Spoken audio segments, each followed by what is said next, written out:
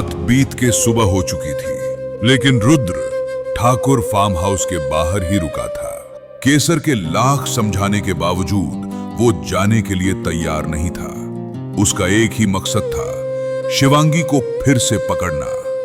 न जाने क्यों रुद्र की पूरी जिंदगी का अब बस एक ही मतलब रह गया था।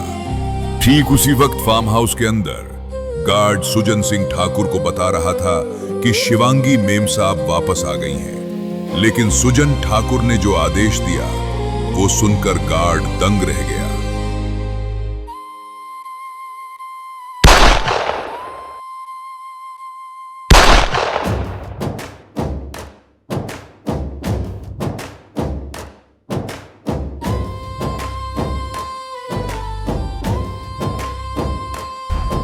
निशाना लगाओ। बड़े साहब ने फोन पे कहा है उसका बॉडी सीधे गाजियाबाद पहुंचना चाहिए। अब उसके लिए इस परिवार में कोई जगह नहीं।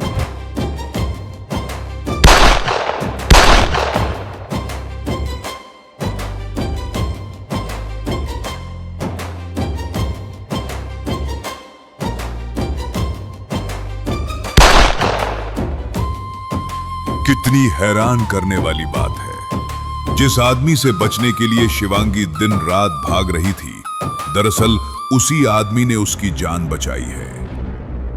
भाग गई? भाग गई मतलब क्या? तुम्हारे पास बंदूक नहीं थी? दूसरा गोली किसने चलाया? जाने दे, मेरी बेटी की मेरी नजरों में कोई कीमत नहीं, मरे चाहे जिंदा रहे। लेकिन तेरी बेटी सेठिया इंडस्ट्री की आधी संपत्ति की वारिस है। अब कैरी पे ध्यान लगाते हैं। अगर वो हमारी बात मानने के लिए तैयार हो गई तो काफी धन लेकर आएगी वो वापस हमारे पास।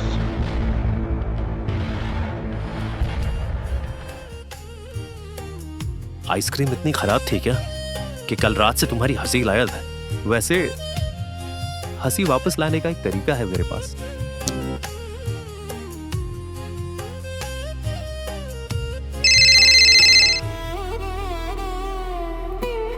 क्यों?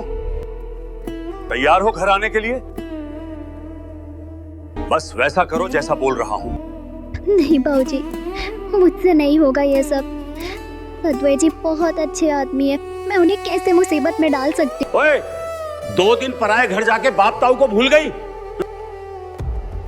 देखो बेटी, हमारी बात नहीं मानोगी तो क्या करोगी? अद्वैत को सब सच सच बता दोगी? उसके बाद उसकी बुआ मीनल तुम्हें घर में रहने देंगी? ना उधर की रह जाओगी ना इधर की।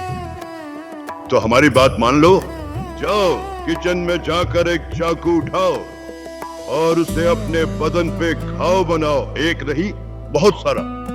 फिर किसी बहाने से घर से निकलकर पुलिस स्टेशन पहुंचो। मैं वहां के इंस्पेक्टर से बात करके रखूंगा।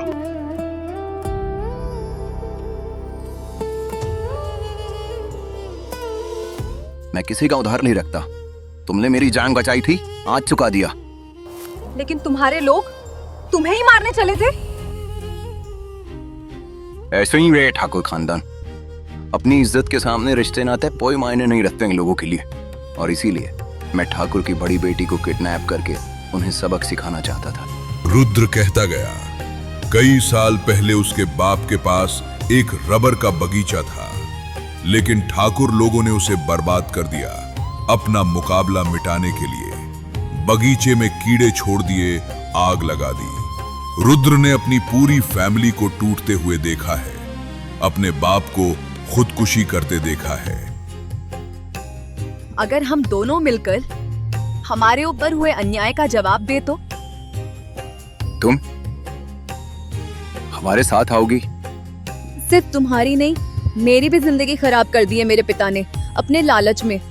मैं कुछ भी करूंगी उन्हें सजा दिलाने के लिए।